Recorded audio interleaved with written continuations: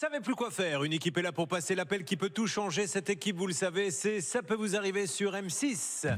Avec notre salle des négociations qui jusqu'à 12h30 va téléphoner pour faire avancer les dossiers. Hervé est là, Laura et Stan, notre rédacteur en chef. Nous avons Blanche de Grandvilliers pour les meilleurs conseils. Elle vient l'instant de poser son livre, Le droit pour les nuls. Elle est donc capable, évidemment, de répondre à toutes les questions que vous allez vous poser. Il va nous parler de l'envers des étiquettes, mais aussi de sites frauduleux. Monsieur Olivier Dauvert est avec nous.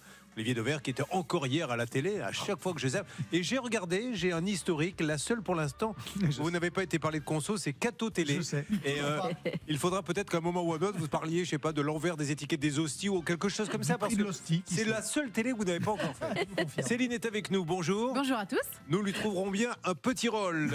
Alors, Céline qui représente évidemment la rédaction qui se bat tout au long de la journée pour faire avancer vos dossiers. La grande nouvelle, elle est là. Regardez, Christelle, Isabelle et Victor ont fait un plan sur eux à 3. Le groupe Bonnet M s'est bien reformé et vous l'attendiez depuis longtemps. Ça va tous les trois ? Ça va. Alors, on vous laisse, ça c'est la période de chauffe où vous vous imprégnez des lieux. À partir de 10h, je m'occupe de vous. Et a priori, une nouvelle fois, Stan, il y a quelques dossiers sur lesquels vous êtes resté très mystérieux sur les détails. Vous m'avez dit une nouvelle fois, je pense, et d'ailleurs, je me demande si c'est pas le but de la manœuvre, je pense que vous allez encore tomber de votre chaise. Je pense effectivement que vous allez être scotché ce matin. Vous allez voir des dossiers complètement incroyables que nous ont préparés nos journalistes de Ça peut vous arriver. Un dossier chaud sur lequel nous avons déjà enquêté et vous avez peut-être suivi ce dossier. Malheureusement, si à 9h45 nous en parlons, c'est que pour l'instant, il n'y a pas eu une grande avancée. C'est celui de Dan. Dan qui est avec nous. Dan, bonjour. Bonjour. Dan, vous étiez venu avec votre mari nous dire que vous aviez fait appel à un artisan trouvé sur Internet parce que vous vouliez retaper la maison en vue de votre mariage, pour que le mariage ait lieu dans la maison. Et malheureusement, Céline, les choses ne se sont pas passées comme prévu. Oui, parce qu'en août 2024, l'artisan est intervenu pour faire un devis. Au total, le couple a versé plus de 1 000 €. Et en fait, l'artisan est venu une fois. Il a creusé un trou dans le jardin. Il devait couler une dalle pour mettre un joli cabanon dessus. Et après avoir pris l'argent, il n'est jamais vraiment revenu. Alors, il prétextait des problèmes de météo. Finalement, il n'a jamais vraiment remis les pieds sur le chantier. Mais au fur et à mesure, il a quand même réclamé toujours plus d'argent. Donc, au total, on arrive à plus de 1 000 €. Alors, il y a d'autres petits détails. Atina est avec nous. C'était notre envoyé spécial qui s'était rendu sur place. C'était d'ailleurs assez chaud. Atina, bonjour.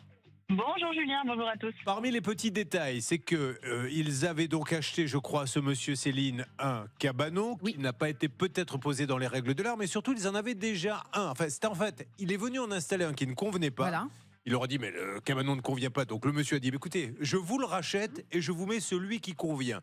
Sauf que il n'a jamais été racheté. Et vous l'avez vu, cet ancien cabanon, où est-il ? Oui Julien, je l'ai vu. Alors en fait, je suis allée sur place, donc c'était à Saint-Jory en Haute-Garonne. Et en fait, le logement de ce monsieur, de cet artisan, est sur le parking d'une carrosserie. Et j'ai vu que j'étais au bon endroit puisque j'ai vu le cabanon. Et je suis allée toquer. Et malheureusement, il ne m'a jamais répondu. Il n'était peut-être pas là. Alors, est-ce que vous avez eu du nouveau ? Vous, suite à l'émission, je m'adresse à Dan, bien sûr. Vous, votre époux ? Non, malheureusement, aucune nouvelle. Alors, c'est vrai que ce monsieur, on l'avait appelé gentiment pour lui dire, vous ne pouvez pas prendre de l'argent et qu'il n'y ait pas le résultat escompté. Et Stan, il s'était un peu énervé, ce monsieur.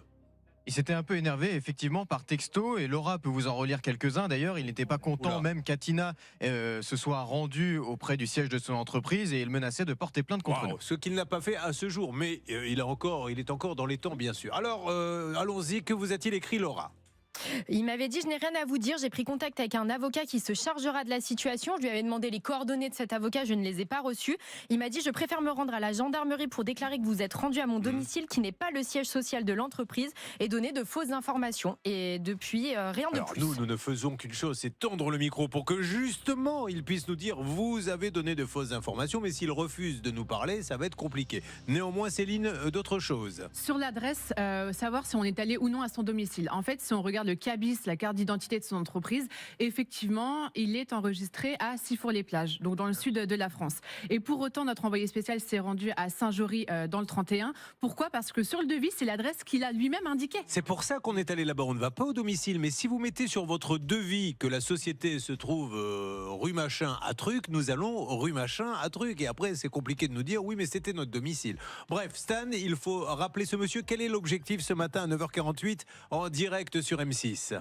Eh bien, l'objectif, effectivement, c'est de rappeler ce monsieur pour qu'il rembourse nos amis Dan et son mari de la somme de 1090 €. On rappelle que Dan, vous avez dû remettre de l'argent au pot pour pouvoir avoir le mariage, puisque vous ne pouviez pas accueillir les invités dans ces conditions.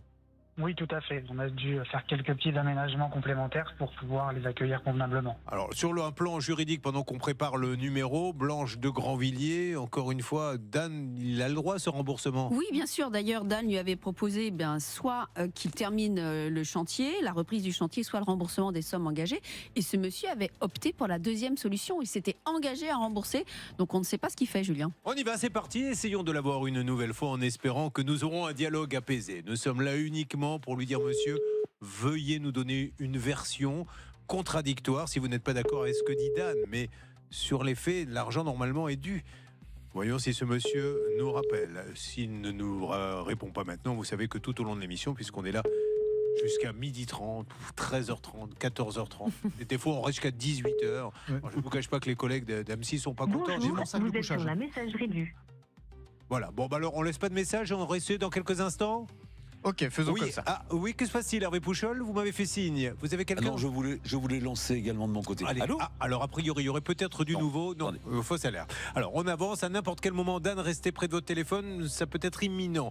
Nous allons donner la parole à notre Olivier Dauvert. Nous essayons d'être de temps en temps des agitateurs d'idées, notamment en ce qui concerne ces faux sites. Et bonne nouvelle, vous avez réussi, grâce à cette intervention dans Ça peut vous arriver sur M6, à en faire fermer un. Réexpliquez, s'il vous plaît, de quoi il s'agit. Alors je vais aller jusqu'au tableau pour vous montrer en image ce dont on parle. On parle, rappelez-vous, pour ceux qui étaient là il y a quelques jours, une dizaine de jours, d'un faux site qui reprenait tous les codes de Lidl, le logo Lidl qu'on ne voit pas ici, mais c'est les couleurs, elles y sont. Il y avait dessus, on va feuilleter ce qu'on y trouvait, des prix totalement foldingues. Regardez, ce lot de 28 objets était vendu 93 € alors qu'il était à la base à 3800, évidemment au niveau de discount de 95% et plus, totalement impossible. Il y avait un compteur qui faisait défiler les heures en expliquant « dépêchez-vous, d'ici quelques minutes ça va s'arrêter », ce qu'on appelle une pratique trompeuse. La bonne nouvelle, après le signalement de ce site et le fait qu'on en ait parlé ici, regardez quand j'essaye de me reconnecter dessus,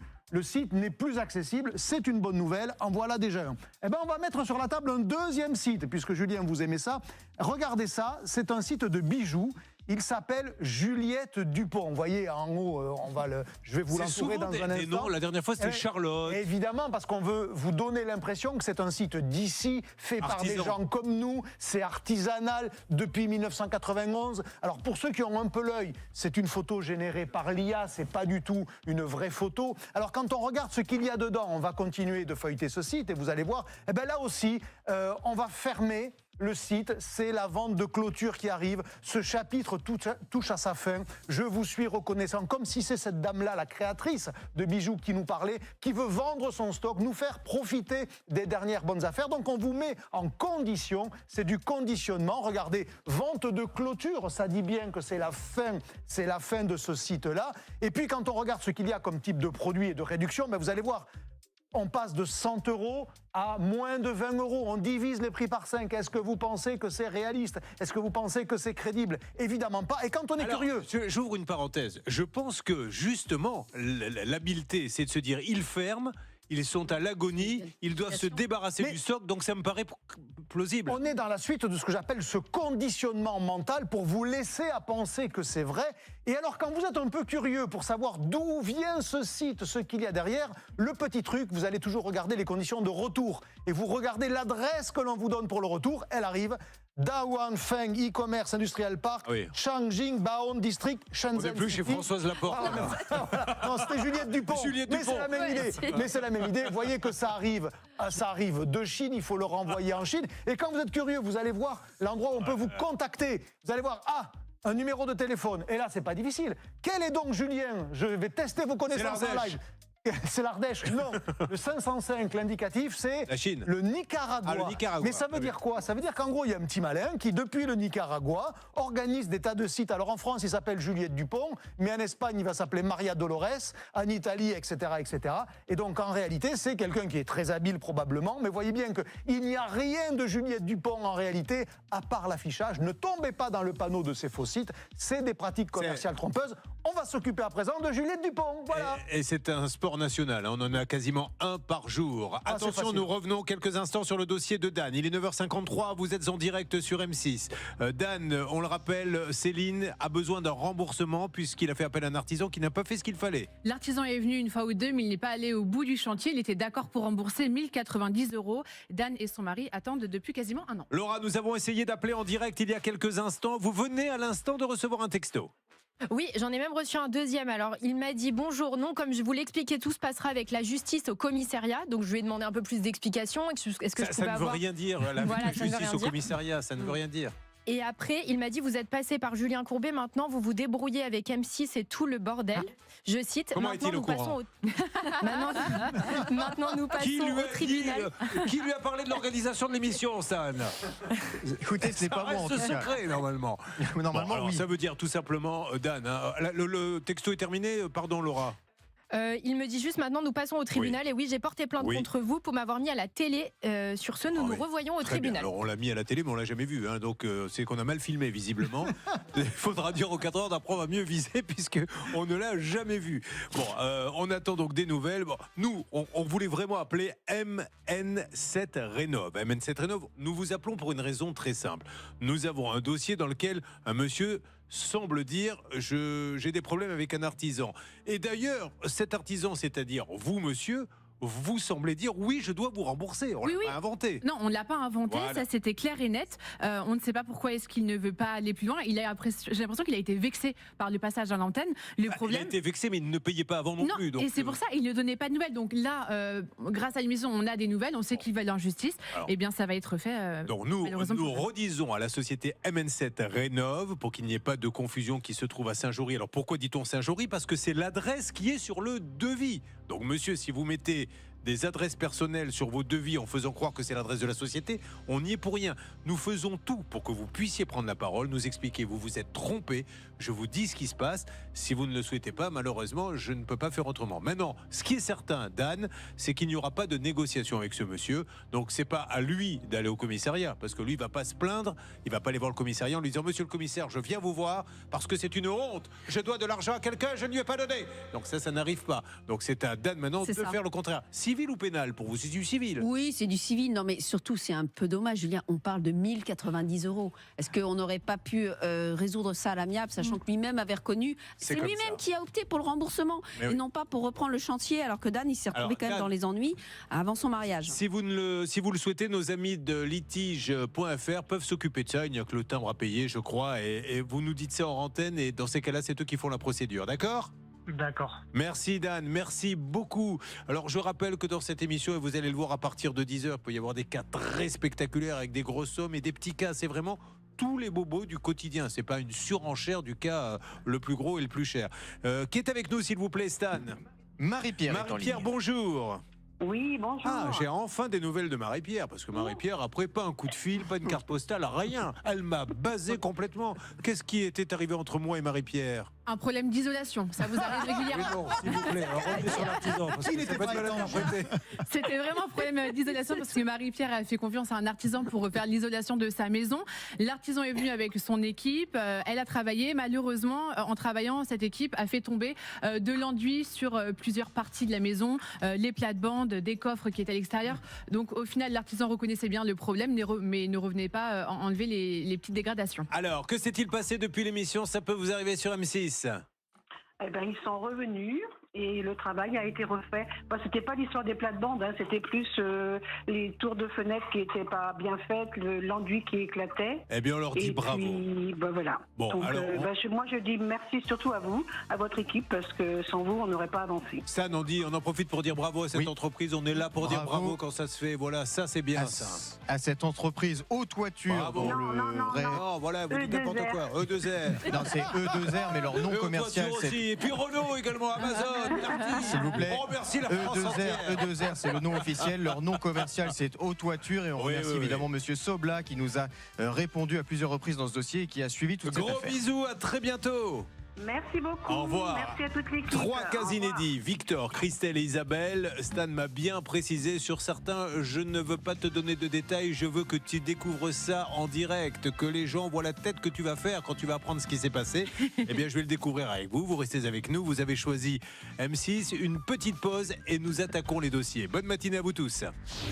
Ne bougez pas. Ça peut vous arriver. Reviendra.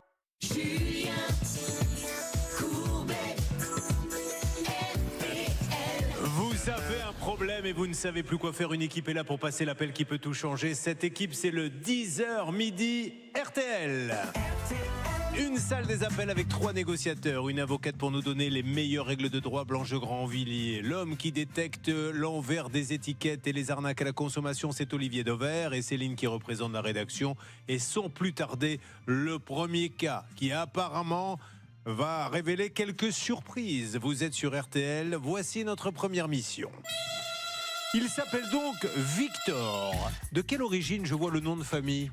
D'origine portugaise. Très bien, d'où au Portugal? Du nord du Portugal. Vous avez encore de la Minho. famille là-bas? Oui, j'ai encore de la famille au Portugal. Vous en êtes sûr? Demandez-le. Je vais vérifier les prochaines vacances. Bon, alors, vous êtes tailleur de pierre. Alors, vous faites de la taille de pierre pour les maisons, des monuments. Expliquez-nous un petit peu. C'est ça, je suis tailleur de pierre marbrier. D'accord. Et effectivement, mon travail consiste dans la restauration des bâtiments. D'accord. Principalement dans les façades. Et puis également tout ce qui est agencement d'intérieur, des salles de bain, des revêtements de sol, des choses comme ça. Comme vous travaillez bien, vous avez beaucoup de contrats. Comme vous avez beaucoup de contrats, à un moment donné, vous vous retrouvez certainement avec un manque de personnel. Donc vous allez sous-traiter avec une entreprise française. On est bien d'accord? Tout à fait. Ils vont venir, ils ne vont pas travailler dans les règles de l'art. Qu'est-ce que vous leur reprochez en fait? Ce que je leur reproche, c'est d'avoir effectué des travaux qui n'étaient pas conformes. Et donc, du coup, il a fallu que je fasse appel, que j'arrête leur travail et que je fasse appel à une autre équipe. Et là, ils vont se fâcher. C'est là où le dossier devient compliqué et même très sérieux. Céline, que va-t-il se passer? Il va y avoir des menaces. En fait, lorsque Victor, qui habite en Suisse, fait appel à cette entreprise française pour venir l'aider sur le chantier, le devis est signé à plus de 30 000 €. Plusieurs acomptes sont versés. Et au départ, Victor est en lien avec cette entreprise. On lui dit, bon, on va peut-être te faire venir 2 personnes, mais qui ne sont pas vraiment déclarées. Et Victor, lui, évidemment, il refuse cette situation. Il ne veut pas que des ouvriers non déclarés viennent travailler sur le chantier. Donc, au final, 2 autres personnes, dont le gérant de la société à l'époque, viennent sur le chantier et demandent à Victor toujours plus d'argent. Si bien qu'à un moment donné, l'un des 2 va même jusqu'à menacer Victor de verser du cash. Alors, menacer, allons-y sur la pointe des pieds. Essayons d'être le plus objectif possible. On est en direct. Qu'est-ce que vous appelez menacer? Que vous ont-ils dit? Alors, ils m'ont dit ouvertement que si je ne payais pas en cash, ils allaient casser tout ce qu'ils avaient réalisé comme travail. D'accord. Voilà. Et puis qu'ils allaient se rapprocher de l'architecte pour leur faire part de ma façon à moi de les exclure du chantier parce que j'étais pas satisfait. Est-ce que vous avez cédé? Pas du tout. Alors, qu'est-ce qui s'est passé? Vous avez été en justice? Alors, j'ai pas cédé sur le gros de ce qu'ils souhaitaient. Mais j'ai cédé à hauteur de 2500 €. Pour les indemniser du trajet, etc. Histoire de faire redescendre la pression. Très bien, excellente Voilà. initiative. Mais ils ont continué malgré tout à menacer. C'est ça. Mais alors après, c'était toujours les mêmes menaces, on vient tout casser sur le chantier. C'est ça, on vient tout casser sur le chantier, on peut venir chez toi, enfin c'était compliqué. Vous avez dû prévenir donc les clients? Alors non. Non? Non, j'ai fait ça de manière... Parce que s'ils étaient venus... Ah bah là, ça aurait été catastrophique. Bon. Mais comme c'était en travaux, les clients n'habitaient pas dans la... Vous avez donc été en tribunal et Blanche de Grandvilliers, il a gagné. Tout à fait. Le tribunal les a condamnés pénalement pour extorsion de fonds et chantage. Et le tribunal précise, malgré les dénégations du prévenu, le tribunal a considéré que les faits étaient bien constitutifs à la fois d'extorsion de fonds et de Ils chantage. sont condamnés à quoi, Blanche, exactement? Alors, ils sont condamnés à une peine pénale qui ne concerne pas la partie civile, à 50 jours amende. Et ils sont condamnés à l'indemniser des frais de procédure qu'il a eus. Bon, alors, ce que nous allons faire, si vous le voulez bien, mesdames et messieurs, donc l'objectif, Céline, on est bien d'accord, c'est d'appeler le responsable de cette société. Oui. Alors qu'il n'est plus responsable aujourd'hui, il a cédé sa société à une autre personne, mais malgré tout, lui et son employé de l'époque ont été condamnés à rembourser 3 527 € et c'est ça qu'on va récupérer ce matin en direct sur RTL. Il est 10h08, vous êtes sur RTL dans 40 secondes. Montre en main, mesdames et messieurs, nous lançons l'appel. A tout de suite sur l'antenne d'RTL. Ça peut vous arriver. Très rapidement, Victor, vous avez eu peur? Ah bah clairement. J'ai eu peur pour mon chantier avant tout. J'ai eu peur pour ma réputation en second plan. Vous avez cru qu'ils étaient capables quand même de venir tout casser? Ah oui, clairement oui. Ah oui. C'est-à-dire qu'entre le moment où ils ont menacé et le moment où il y a eu le dépôt de plainte, tout ce laps de temps, chaque jour que vous allez sur le chantier, vous êtes en stress parce que vous dites est-ce qu'ils sont venus la nuit? Est-ce qu'ils ne sont pas venus la nuit? Est-ce qu'ils ont cassé? Est-ce qu'ils n'ont pas cassé? Alors attention, mesdames et messieurs, c'est maintenant que nous allons essayer de tendre le micro et d'avoir une explication. Vous êtes sur M6, vous vivez des situations similaires, bien évidemment. C'est ça peut vous arriver @rtl.fr. L'appel sur M6, c'est tout de suite. Nous allons donc, dans le cadre du débat contradictoire, tendre le micro maintenant sur RTL à cette société qui a été condamnée. Ça ne se discute pas, mais ils ont tout à fait le droit de donner des arguments. Voici l'appel maintenant qui est lancé. Hervé Pouchol, merci. Nous allons donc avoir une première personne qui, je crois, s'appelle Ali. Allô. Et qui répond. Bonjour Ali, je me présente Ali, vous allez être un petit peu surpris, c'est Julien Courbet, nous sommes en direct sur la radio RTL Ali.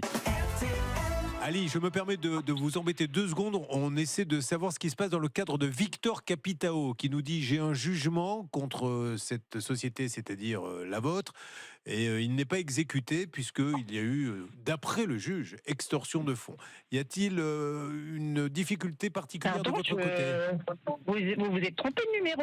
Ah, la voix a changé, d'accord, donc je ne suis pas chez Ali.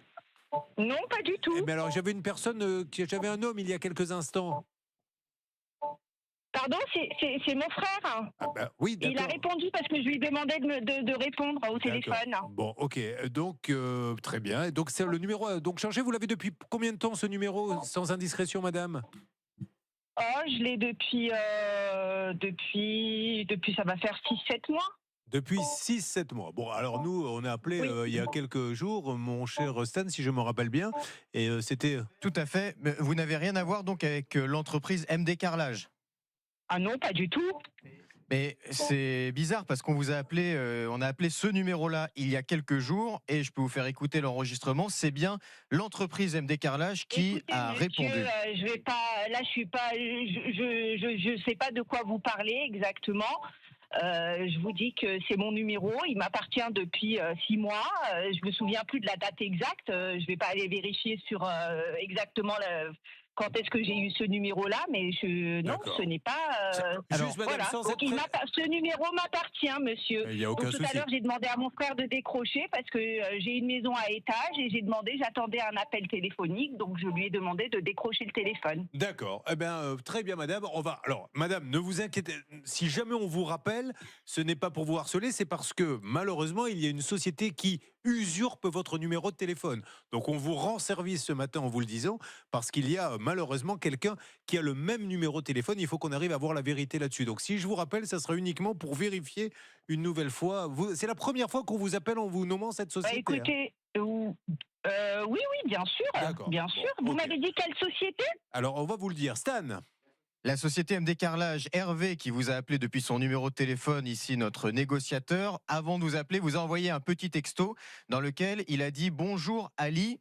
Et vous lui avez répondu, ou alors votre frère lui a répondu « Bonjour, c'est qui ?» Moi, le petit problème, c'est que moi, je m'appelle Stan, par exemple, et si on m'envoie un texto dans lequel on me dit « Bonjour Ali », eh bien, je réponds « Bonjour, vous avez dû vous tromper, je ne m'appelle pas Ali ». Ouais, mais je sais pas du tout. Hein, je sais pas. Alors moi, il m'appartient depuis 6 mois. Je sais pas. Vous l'avez peut-être envoyé avant. Il appartenait peut-être à la personne. On l'a envoyé, madame, on l'a envoyé il y a 50 secondes, juste avant que je vous parle. Vous n'avez pas vu votre frère utiliser votre téléphone pour répondre à un texto? Parce que apparemment c'est vous qui aviez le téléphone en main et vous m'avez dit je l'ai donné à mon frère. Or il y a un texto qui a été envoyé juste avant que vous répondiez. Non, je vous ai pas dit ça, monsieur. Ah, pardon. Bon, écoutez, monsieur. Allô? Je vous ai pas dit ça, monsieur. Je vous ai pas dit que je l'avais donné à mon frère. Je lui ai dit que j'étais en haut. Je lui ai demandé de décrocher parce que D'accord. j'attendais un appel téléphonique. Donc maintenant, merci de pas vouloir me déranger pour les problèmes d'autres personnes. Voilà. Voilà, juste madame, encore une fois, si jamais Merci je vous beaucoup, redérange... monsieur. Écoutez, Voilà, j'ai pas merci. de temps à perdre pour le problème Il n'y des a autres. pas de souci. Au revoir. Merci madame, le vivre revoir. ensemble est vraiment à son maximum. Bon, alors voilà où nous en sommes, mesdames et messieurs. Nous avons un numéro de téléphone qui a été vérifié, revérifié, on est bien d'accord, par tout le monde là-bas. On est bien d'accord, je peux même vous faire écouter l'enregistrement si vous voulez, parce que évidemment, quand on fait un dossier dans l'émission Ça peut vous arriver, on fait attention à ce qu'il soit béton. Ça veut dire que notre journaliste Adrien Marie, qui s'est occupé de ce dossier avant que nous le passions à l'antenne, a appelé cette entreprise pour vérifier que nous avions bien le bon numéro. Voilà, c'est le numéro que nous venons de faire, où nous sommes tombés sur cette dame qui était à l'étage et qui a dit à son frère, frère qui avait lui-même répondu au texto qu'on a envoyé quelques secondes après en lui disant c'est toi Ali, c'est qui? Voilà, il y a quelques jours à ce même numéro, ce qui nous a été répondu. Et nous devrions l'écouter d'une seconde à l'autre, à moins que Stan utilise des documents qui n'existent pas. C'est ça? Pardonnez-moi. Alors, relisez. Attendez, je vous le remets. Autant pour moi, Julien, ça part. Oui, bonjour, je cherche l'entreprise MD Carrelage. Ouais. Au Havre, hein, c'est ça? Ouais, c'est ça. Oui, bonjour monsieur, je vous appelle puisque j'avais, Vous voyez, donc ensuite, notre journaliste reprend la parole et essaye de faire un devis avec cette entreprise pour savoir s'ils sont disponibles pour un chantier. Essayons de voir maintenant et de réécouter. On va me faire signe si nos amis d'RTL de la régie l'ont. Maintenant, si c'est la même voix, puisqu'il y a un monsieur qui a répondu tout à l'heure. Ça, ce n'est pas une preuve, mais on va avoir un faisceau d'indices. C'est parti. Allô? Et qui répond. Bonjour Ali, je me présente Ali. Vous allez être un petit peu surpris, c'est Julien Courbet. Nous sommes en direct sur la radio RTL, Ali. Ah oui, mais il passe directement à l'appareil. Le halo. L'intonation du halo, est-ce qu'on peut avoir celle de l'appel préalable? Je rappelle que Olivier Dauvert a fait la Hyde Academy of Halo, qui est une...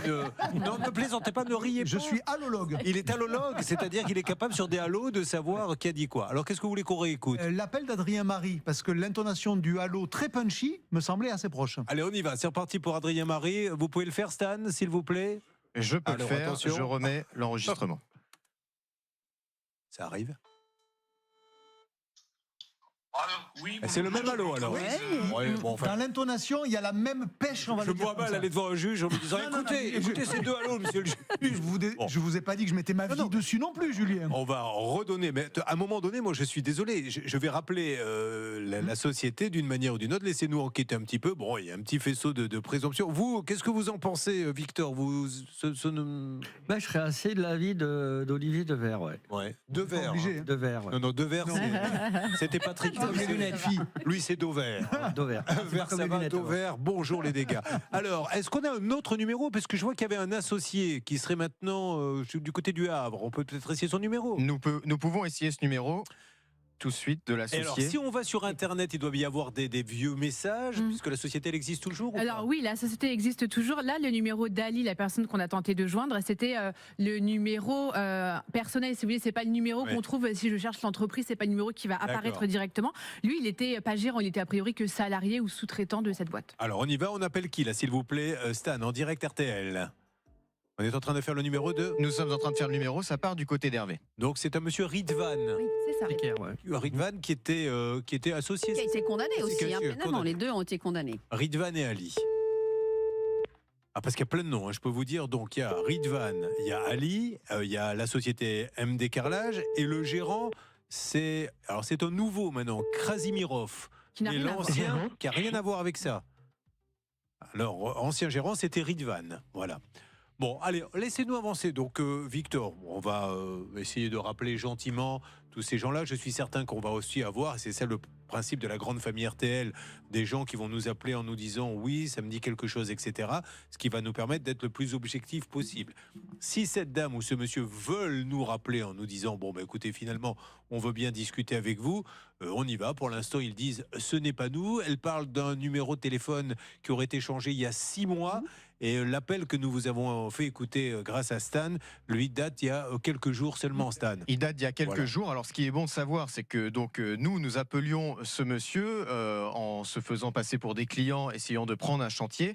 Ce qu'il faut savoir, c'est que ce monsieur, depuis, n'est plus le gérant officiel de cette entreprise. L'entreprise a changé de gérant, donc normalement, officiellement, d'après les statuts que nous trouvons sur société.com, Infogreffe et tous les sites de référencement, il n'a plus rien à voir avec cette société. Néanmoins, le numéro que nous avons fait, je vous le répète, c'est bien celui-là. Et deuxièmement, je vous redis que Hervé Pouchol, juste avant de lancer l'appel, a envoyé un petit texto « Bonjour Ali » et qu'on lui a répondu « Bonjour, c'est qui ?» On avance, ne vous inquiétez pas, à n'importe quel moment, il peut y avoir une alerte sur RTL pour essayer d'avoir l'une des deux personnes condamnées par la justice à suivre un dossier, celui de Christelle. Christelle, je sais qu'il s'agit d'une attaque de chien, mais nous aurons plus de détails dans quelques instants. Ça peut vous arriver à votre service. Alors, on regarde quelques images concernant Christelle sur M6. Alors, pas concernant Christelle, Julien. Concernant Mourad, pour que vous vous souveniez bien, s'il est passé la semaine dernière dans notre émission, vous savez, Mourad, malheureusement, son appartement, la locataire n'a pu payer le loyer pendant de nombreux mois. Et lorsqu'il a récupéré l'appartement, il l'a retrouvé dans l'état tel que vous voyez derrière vous. C'est du jamais vu, hein. Regardez ça. Avec des animaux enfermés à l'intérieur, des animaux des chiens, qui étaient en train de crever, qui ont été sauvés. Les animaux, Dieu merci, ils étaient en train de mourir.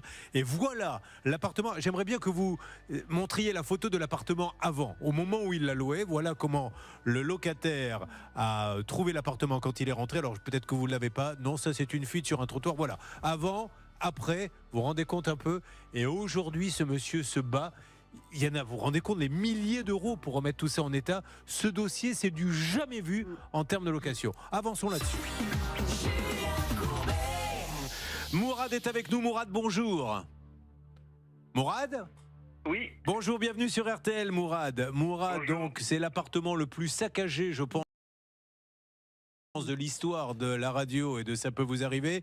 Donc Céline, je crois bien, oui. Alors, j'en suis même persuadé. On a regardé. Je peux vous dire qu'on s'est fait tous les appartements saccagés et vous êtes sur le podium, c'est sûr, Mourad.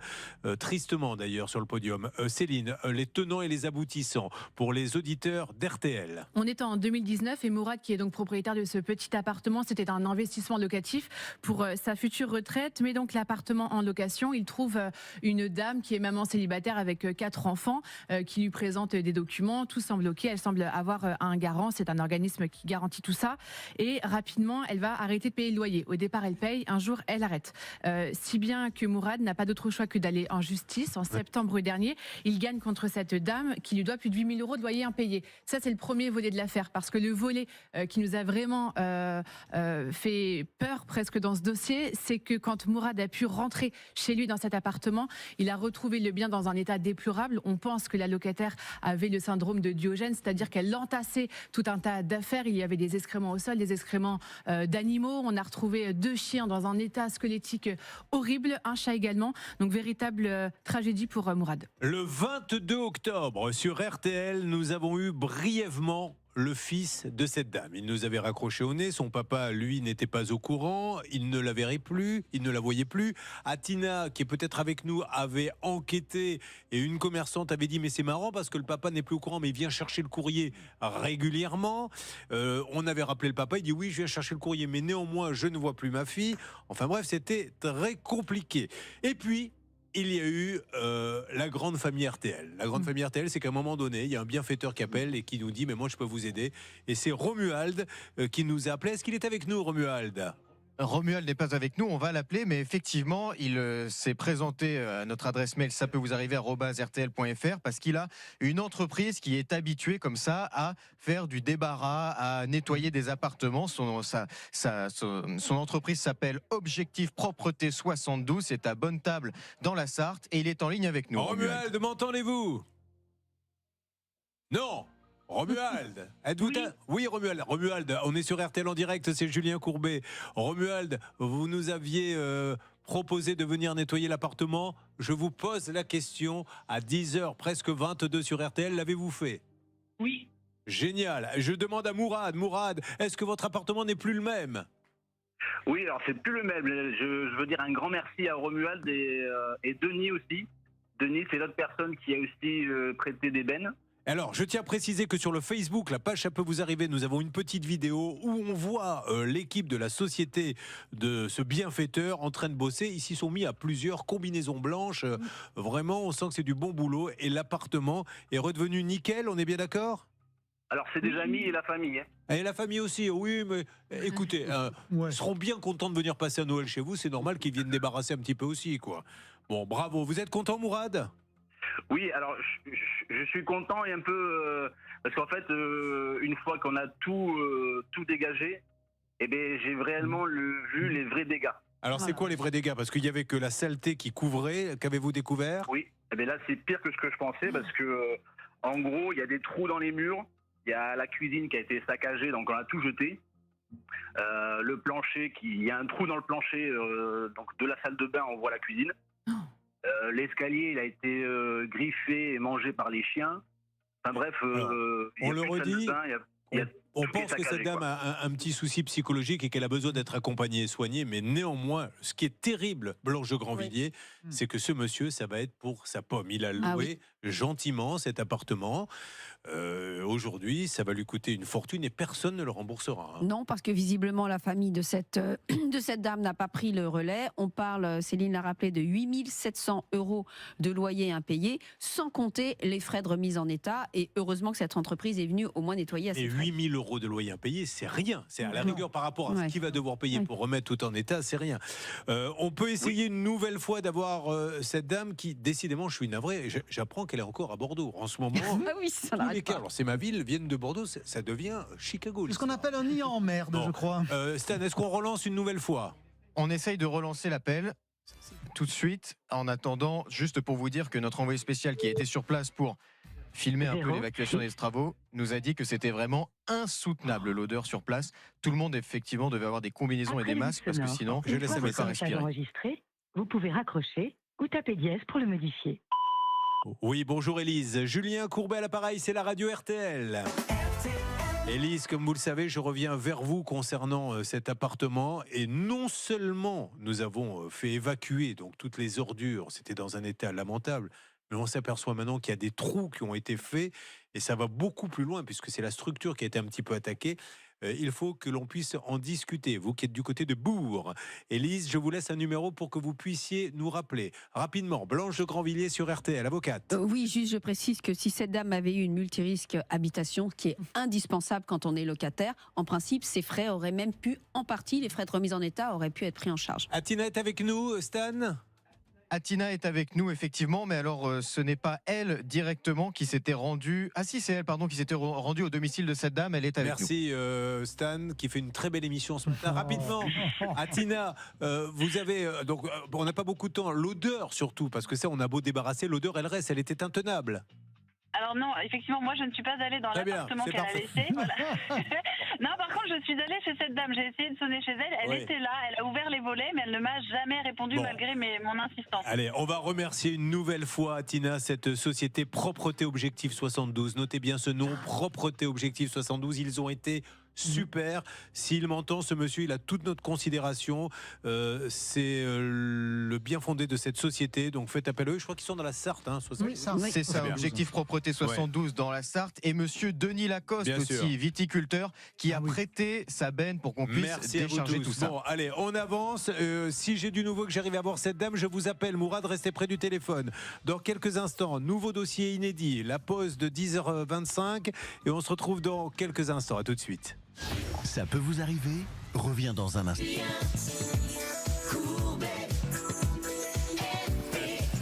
Vous avez un problème. Vous ne savez plus quoi faire. Une équipe est là pour passer l'appel qui peut tout changer. Cette équipe, depuis 25 ans maintenant, ça peut vous arriver sur RTL.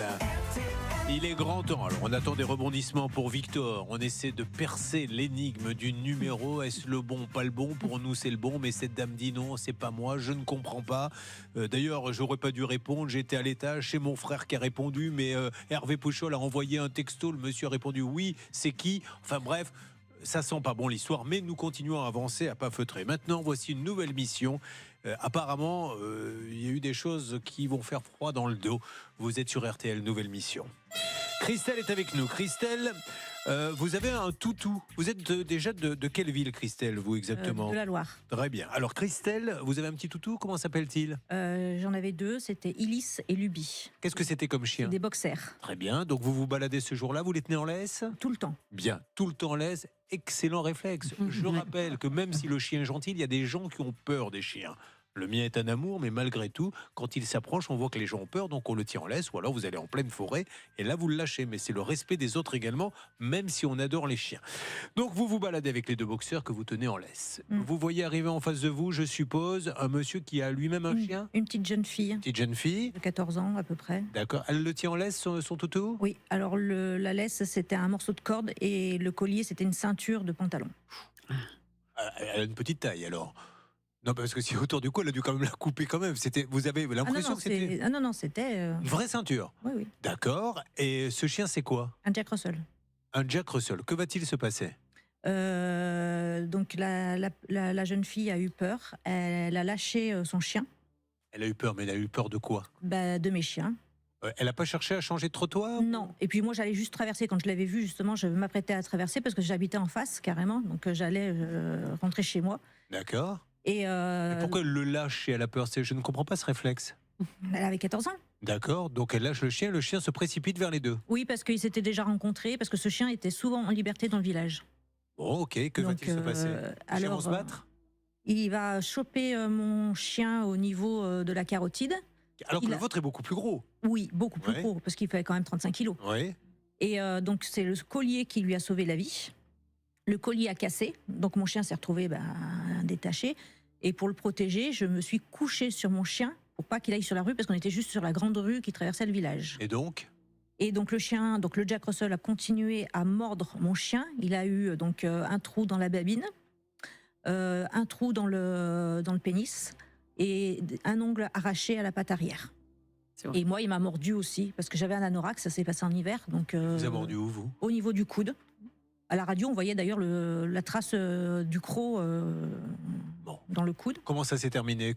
Et en fait, des gens se sont arrêtés en voiture pour pouvoir enlever le petit chien, vu qu'il n'arrêtait pas de nous mordre. Ils ont tapé, ils tapaient pour le faire partir. Le problème, c'est que c'est moi qui ai tout pris. J'ai eu une fracture de l'épaule. Et donc voilà. Il y a une dame qui a eu la gentillesse de récupérer, donc la deuxième qui avait que 3 mois à l'époque, qui était en laisse rétractable, donc elle s'était un peu barrée à 8 mètres. Et j'ai pu récupérer mon chien, traverser. Et, donc, un chien qui a été mutilé, le vôtre. Vous, voilà. Alors vous, qu'est-ce que vous avez eu comme blessure? J'ai eu donc une fracture de l'épaule, une morsure au niveau du coude et des abrasions après à gauche, à droite, quoi. Alors, nous sommes tous, et c'est même obligatoire, je crois, assurés quand nous avons des animaux. Où en est-on de ce côté-là? Alors déjà, est-ce qu'il y a des éléments dans ce dossier que vous voulez nous préciser, Céline, avant qu'on lance l'appel sur RTL? Christelle, c'est vraiment une amoureuse des animaux. Elle nous a écrit un courrier assez touchant. Elle explique qu'elle avait pris ses chiens pour lutter contre une maladie dont elle est victime. Et donc, le premier réflexe qu'elle a eu, c'est avant même d'aller à l'hôpital pour son épaule et pour ses blessures, elle est allée chez le vétérinaire pour porter secours à son animal. Et c'est la vétérinaire, d'ailleurs, qui a fait les premiers soins d'urgence à Christelle dans la foulée.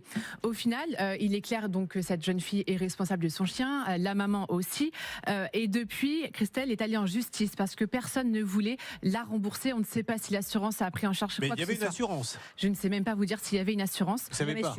Ils n'ont rien fait. Vous les avez appelés en leur disant qu'est-ce qu'on fait maintenant? Comment? Elle vous a laissé un numéro de téléphone, cette dame? Non, parce qu'en fait, elle habitait en face de chez moi. Donc vous saviez qui c'était? Voilà. Donc et vous les avez gendarmes, arrêté sonner après, ou les gendarmes? Les gendarmes, mais ça c'est... en fait, j'ai déménagé peu de temps après parce que mon avocat m'a dit faut que vous partiez parce que avec la procédure, ça va très mal se passer. C'est vous qui avez dû déménager. Voilà. Donc vous promenez vos chiens en laisse.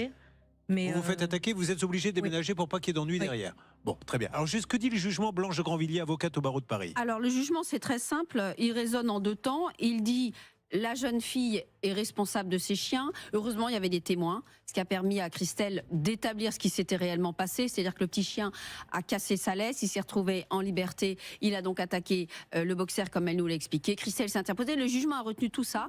Donc, la jeune fille est responsable de ses chiens et les parents sont responsables de manière automatique des enfants. La question initiale, ils ont été condamnés à quoi? Ils ont été condamnés à indemniser Christelle intégralement. Pouvez-vous donner un montant, s'il vous plaît, oui, Blanche, mais parce que... Pour ceux qui sont là, d'ici 14h, on va savoir à quoi ils ont été condamnés. Le montant, ils ont d'abord nommé une expertise pour évaluer son Pouvez-vous nous prix. donner le 22 000. montant? Merci 22 beaucoup. 000 Voilà. 22 233, exactement. Bon, on a réussi à l'avoir, mais il faut la travailler quand même au corps pour arriver à savoir un petit peu. Bon, donc il y a donc 22 000 euros. Ces gens-là font quoi dans la vie? On sait pas. Je sais pas. Bon. Alors, je ne sais pas si on va pouvoir obtenir 22 000, mais en tout cas, il faut bien qu'il se passe quelque chose et essayer de savoir s'ils ont une assurance, car s'ils ont une assurance, alors on va savoir si l'assurance après a dit, vous l'avez détaché, etc. On n'en sait rien. Il faut que l'on mène l'enquête ensemble. Nous allons appeler d'ici 1 minute 30, si vous le voulez bien. Vous avez choisi RTL. Voyons ce que vont nous dire ces gens. Donc, elle, c'était la fille, mais il y a des parents derrière, je suppose. Oui. Bon, c'est parti. On s'occupe de ça sur RTL. À tout de suite. Ça peut vous arriver pour vous défendre. Stan, s'il vous plaît, une info importante. Alors, vous demandiez à l'instant ce qu'ils faisaient ces gens-là dans la vie. Effectivement, nous ne le savons pas. Les dernières nouvelles que nous avons d'eux, c'est un mail qui date de 2020 dans lequel ils disent être au RSA et s'engager à commencer à rembourser dès qu'ils auront retrouvé un emploi. Est-ce que ça a été le cas depuis? On ne sait pas. Et pourquoi on ne sait pas? Bien tout simplement parce que Christelle avait perdu leur contact. Elle n'avait plus leur numéro, elle n'avait plus de moyens de les joindre. Et c'est nous, à la rédaction, ça peut vous arriver, notre journaliste Hilaria Federico, qui a enquêté pendant plusieurs jours et qui a réussi à retrouver la trace de ces personnes. Donc quand nous allons tenter de les appeler tous ensemble dans 1 minute, eh bien ce sera le premier contact que Christelle aura avec eux depuis 2020. Nous aurons l'appel téléphonique dans une 40aine de secondes, mais Céline, on ne sait pas au moment où nous parlons s'il y avait une assurance, s'il n'y en avait pas, on n'a rien. On n'a rien, les personnes n'ont jamais donné d'informations par rapport à ça. Le papa, la maman, la fille ont été condamnés depuis le papa est décédé, donc on va se tourner vers la fille et la maman. Alors, je demanderais bien à Blanche de Grandvilliers s'il y a une assurance, mais comme l'émission s'arrête à 12h30, malheureusement ça serait prendre un terrible risque. Je reviens vers vous, Blanche de Grandvilliers. Notez bien la question, une assurance est-elle notée sur le jugement? Olivier Dauvert, tout à fait. je vous laisse la contrôler. Surveillez-la que l'on ait un nom à donner dans quelques instants et qu'elle ne nous raconte pas l'histoire de la magistrature depuis le XVIe siècle. Allez, nous allons lancer l'appel si vous le voulez bien, mesdames et messieurs. Problème avec des animaux domestiques, vous en avez beaucoup vous-même. Ça peut vous arriver @rtl.fr. L'appel est lancé en direct sur RTL. Christelle promène ses chiens. Les chiens de Christelle sont en laisse. Elle voit arriver un petit toutou. Elle s'apprête à changer de trottoir. C'est une jeune fille qui est en train de le promener. Le Jack Russell va se jeter sur la gorge d'un de ses chiens. Il va y avoir des dégâts sur le chien, mais elle, pour le protéger, va se coucher. Elle va se faire mordre, casser l'épaule. 20 000 euros de condamnation et rien ne s'est passé au moment où nous parlons.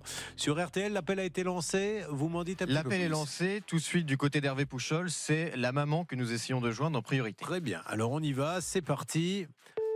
Nous sommes dans le 42. C'est bien ça?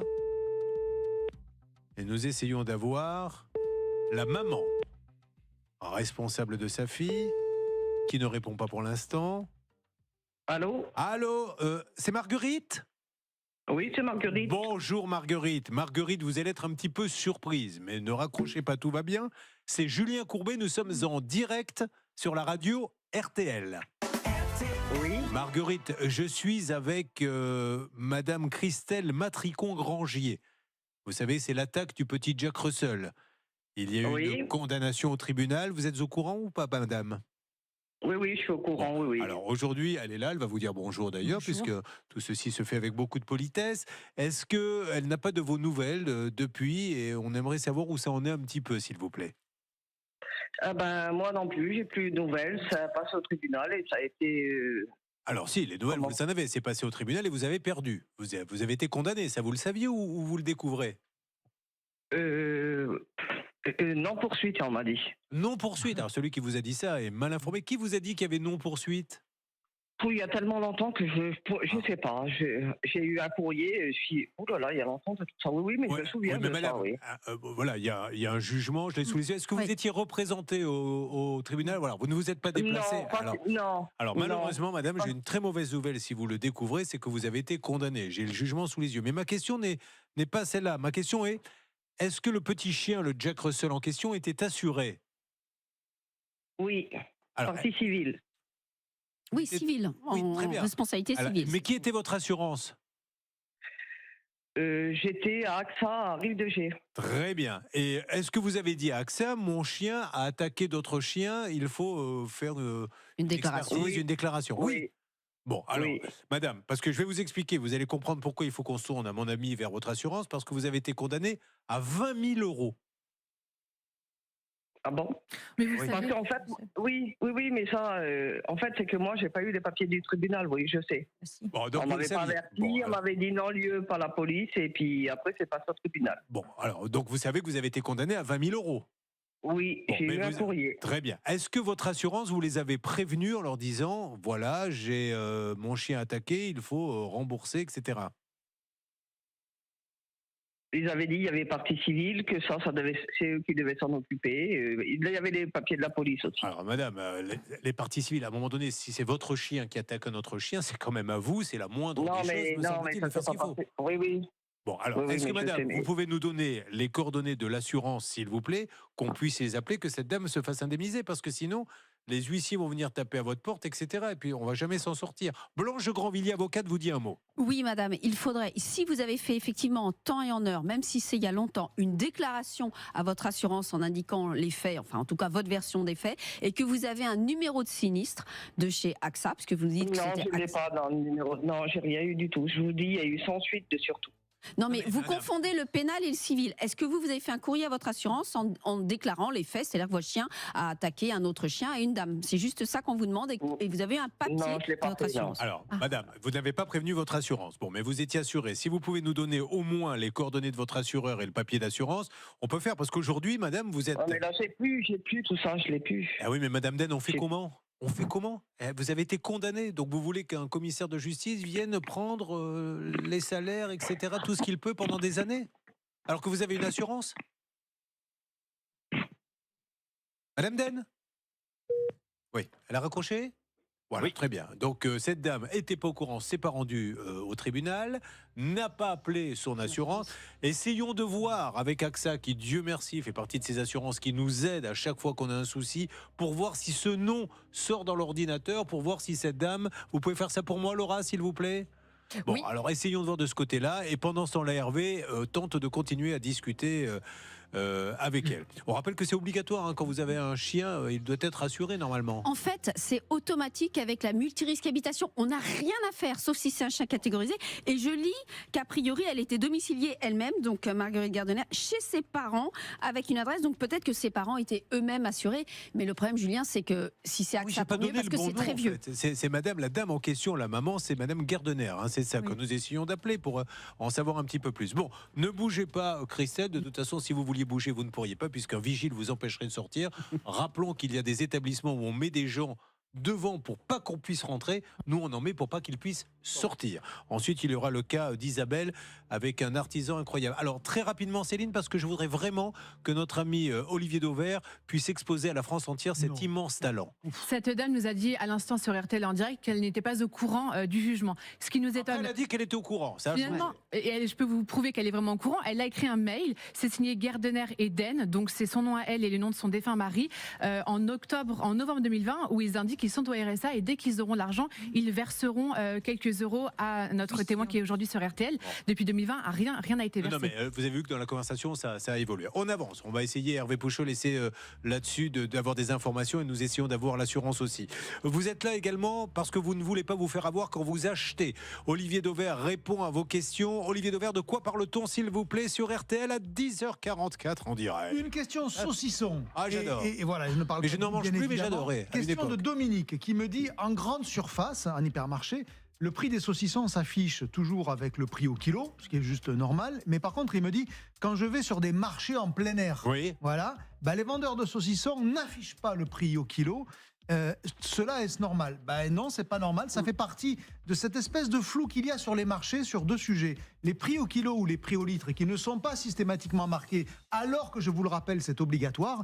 Et l'origine non plus n'est pas toujours très marquée, alors que c'est obligatoire. Ouais, Voilà. c'est un peu plus compliqué parce que sur les marchés, il faut sortir de la voiture, monter le stand, etc. On n'a peut-être pas la même structure. J'entends bien. Le but n'est pas de défendre l'un ou l'autre, c'est juste de dire qu'effectivement, quand vous achetez sur des marchés, il y a une espèce de flou réglementaire où on laisse faire des choses qu'on interdit quand c'est les grandes surfaces parce qu'elles sont davantage contrôlées. Et c'est très bien qu'elles le soient. Mais non, pour répondre à sa question, c'est pas normal. Le prix au kilo est une obligation. Où que vous soyez, on doit pouvoir vous le donner. Voilà, c'était pour Dominique et sa question saucisson. Ah Isabelle, hein, vous n'avez pas perdu votre journée. Hein. Elle est en train de se dire, nom d'un chien, tant pis s'il ne règle pas mon problème, mais au moins j'aurais appris ça sur le saucisson sur le marché. Elle opinait du chef pour dire qu'elle avait remarqué qu'effectivement, ce n'était pas toujours marqué. C'est ça le prix au... Elle est sur du les côté marchés. de l'Ariège, Isabelle. Voilà, elle nous parlera de ce problème d'un artisan qui est venu chez ses parents. Et apparemment, il y a un détail qui fait mal, qui fait très mal et qui est plus qu'embêtant. Voulez-vous que l'on donne ce détail ou voulez-vous, car je viens de le découvrir, ça, je ne vais pas vous mentir, ou voulez-vous que je l'annonce d'ores et déjà aux auditeurs d'RTL? Ah, je pense qu'il faut les faire patienter un petit peu, Julien, sinon ils n'auront pas la surprise, ils ne voudront pas écouter. Je voulais vous donner ce détail, mais ce tortionnaire, ce vicelard veut que vous attendiez, donc je ne vous le donne pas. Mais encore une fois, là, c'est gravissime que l'on puisse être artisan et faire ce genre de choses. Nous allons nous en occuper. On continue les enquêtes, hein, d'ailleurs avec Victor. Pour l'instant, est-ce qu'il y a du nouveau avec cette dame qui nous dit « c'est pas moi » et alors que c'est le numéro que nous avons, nous? Malheureusement, pas de nouveau. Cette dame nie toujours, alors que nous avons les preuves que le numéro, du moins, semble bien appartenir à l'artisan que nous essayons de joindre. Ce qui est très compliqué, évidemment, c'est que tant qu'elle nie, on ne peut pas faire grand-chose. Il faut réussir, ou alors il va falloir aller déposer plainte, mais ça a déjà été fait. Il a gagné au tribunal. Donc là, on essaye de lui faire entendre raison à cette dame en lui disant « Attendez, votre version ne colle pas », mais pour l'instant, ça n'avance pas. Mais on va continuer, on ne lâche pas l'affaire. Puis vous l'avez compris, hein, des affaires se règlent des fois le jour même, des fois au bout d'une semaine. On en a réglé une récemment au bout de 3 ans. On ne lâche rien. C'est le principe d'RTL. Depuis 25 ans, vous écoutez le 10h midi. On se retrouve dans 1 minute 30. Ça peut vous arriver. Alors, Stan, depuis la salle des appels M6, que se passe-t-il? En parallèle, nous continuons d'avancer sur le cas de Christelle, quand même, qui nous a raccroché là avec la dame propriétaire des chiens, qui nous a du chien qui a attaqué ses chiens, elle, qui nous a raccroché au nez. Nous avons Sacha Pasquali, notre envoyé spécial, qui a essayé d'avancer de son côté et de sonner au domicile de cette dame. Permettez-moi de préciser que si cette dame est au RSA, évidemment, ce n'est même pas la peine de lui demander, elle ne pourra pas payer. Mais si elle était assurée, au moins jouer cette carte-là. Mais il faudrait qu'elle nous donne un peu de bonne volonté pour nous aider à faire en sorte que l'assurance puisse indemniser. Mais si elle dit rien, va savoir si elle était assurée ou pas. Il nous faut au moins cette info. Sacha, donc vous êtes sur place? Oui, je suis sur place, Julien, et j'ai pu lui parler quelques secondes, parce que quand je l'ai eu à travers l'interphone, elle m'a dit « Non, je ne peux pas vous ouvrir ». J'ai dit « Mais pourquoi ? Je ne suis pas habillé, je ne peux pas vous ouvrir ». Donc j'ai dit que j'attendais le temps qu'elle s'habille, mais elle m'a raccroché. Donc je ne sais pas si elle s'habille et elle vient m'ouvrir, ou si elle reste déshabillée chez elle, je ne sais pas. Alors dans ces cas-là, déshabillez-vous et lui dites moi aussi, comme ça on sera à égalité. Mais enfin, il faut trouver une solution. Vous êtes journaliste d'investigation, c'est à vous de trouver la bonne solution, habillé ou pas habillé. Bon, ceci étant dit, elle peut vous parler à travers l'interphone, hein, sans avoir à vous ouvrir la porte. Encore une fois, la seule chose que nous devons savoir, est-elle assurée? Donnez-nous votre contrat d'assurance, cherchez-le dans vos papiers, enfin bref, donnez-nous un petit élément. Elle nous a donné le nom d'une ville où on est en train d'enquêter, le nom peut-être de la personne de l'assurance qui s'en occupe, qu'on puisse essayer d'actionner ça, si évidemment le toutou était assuré. Allez, on redémarre nos enquêtes. Nous sommes sur RTL, je vous le rappelle, Christelle avait... D'ailleurs, elle a senti qu'il allait se passer quelque chose, elle avait ses 2 chiens en laisse. Je le fais souvent, moi, quand je vois, parce que vous savez, souvent les chiens ont un peu peur des bulldogs, ça peut passer à cause de leur tête, en fait, je me suis renseigné, parce que comme ils ont les dents, vous savez, visibles, les chiens parfois ont peur, donc dès que je vois, hop là, je change de trottoir. D'ailleurs, les babines qui bougent et qui font peur parce qu'ils communiquent pas de la même façon que les nez pointus, en fait, c'est pour ça. Mais Olivier Dauvert, c'est la même chose. Il ne communique pas comme nous, il a les babines qui remuent un petit peu, mais j'arrive maintenant à commencer à le comprendre. Bon, ceci étant dit, là, on plaisante, mais c'est dramatique. Le chien s'est jeté, le petit Jack Russell, courageux d'ailleurs, hein, parce que vous avez quand même 2 toutous musclés. Le petit Jack Russell est venu, a attaqué le chien, madame a voulu le protéger, s'est cassé l'épaule. Condamnation 20 000 €. Nous avons appelé cette dame qui n'était pas au courant, puis finalement qui a dit oui, je suis au courant, mais pour moi il y a eu un non-lieu parce qu'elle se mélange un peu les pinceaux à sa décharge. C'est vrai que c'est compliqué, on nous apprend pas forcément, on prend pas de cours de droit quand on va au lycée ou au collège entre le civil, le pénal, mais il y a une vraie condamnation. Sacha vient de l'appeler, sonner. Nous l'avons envoyé là-bas, il nous a dit Sacha que cette dame, c'est ça, vous a dit je suis toute nue, enfin en tout cas je ne suis pas habillée, il faut que je m'habille, où en est-on? Alors, elle m'a dit « Je ne suis pas habillée, je ne peux pas vous ouvrir ». Et quand je lui ai dit que j'attendais qu'elle s'habille, elle a raccroché. Donc, je ne sais pas si elle va m'ouvrir si elle est partie s'habiller ou si elle a décidé de rester déshabillée sans me parler. Pendant ce temps-là, on essaie d'avoir des renseignements avec AXA. Alors AXA, vous imaginez le nombre de clients, donc rien qu'avec le nom, on essaie de voir s'il y a quelque chose qui sort, mais il se peut que rien ne sorte parce que eux, ce qu'ils nous demandent, AXA, qui nous ouvrent leurs portes systématiquement, je tiens à le dire, quand il y a des réunions, ils sortent de réunions pour dire attendez, on vous donne pas raison ou tort, au moins on regarde, mais donnez-nous un petit numéro de dossier ou quoi. Là, on n'a rien. Est-ce que ça a avancé un peu? Laura est en ligne? Alors c'est Hervé qui est en train d'appeler l'agence locale de cette assurance AXA pour leur expliquer un peu le problème et déjà vérifier parce que nous on ne le sait même pas si c'est vrai. Est-ce que vraiment cette dame a été assurée à un moment donné chez eux et si oui, est-ce qu'ils peuvent nous apporter les preuves de ce qu'elle dit, c'est-à-dire qu'elle a fait une déclaration de sinistre et que malheureusement ça n'a pas été couvert. Et rendez-vous au tribunal quand vous êtes convoqué, c'est parce que sinon après les peines tombent et vous nous dites on n'est pas au courant et c'est assez dramatique. Donc on avance comme ça, petit pas sur ce dossier, Stan, sur RTL. On avance à petits pas tout à fait sur ce dossier. Alors, on a eu la maman, on va pouvoir essayer hors antenne peut-être d'appeler la fille aussi qui, elle, également a été condamnée et c'est elle qui promenait les chiens ce jour-là. Mais ça s'est passé il y a combien de temps, madame, exactement? C'est en 2015. En 2015, donc elle est majeure maintenant? Elle a 25 ans. Oui, très bien. Ah bah oui. Donc on y va, essayons de l'appeler, c'est parti. Voyons ce qu'elle va nous dire. Alors, à qui était le chien aussi? Parce que le chien, est-ce qu'il peut être à la fille et pas à la mère? De toute façon, c'est les parents qui sont responsables du chien, même si le chien est au nom de la fille. Vous avez vu comme j'ai secoué un petit peu le cocotier, maintenant Oui, répond précisément aux questions. Ah, mais on est obligé, c'est comme les gosses. On se laissait aller et jouer dans la facilité, là, si vous voyez. Allez, c'est parti. Essayons d'avoir Marguerite. Je lui laisse un message, bien sûr, pour qu'elle nous rappelle. Votre appel a été transféré. Mandy, pardon. Marguerite, c'était la maman. La personne que vous tentez de joindre n'est pas disponible. Enregistrez votre message après le bip sonore. Une fois votre enregistrement terminé, vous pouvez raccrocher. Oui, bonjour, Mandy, Julien Courbet à l'appareil, c'est la radio RTL.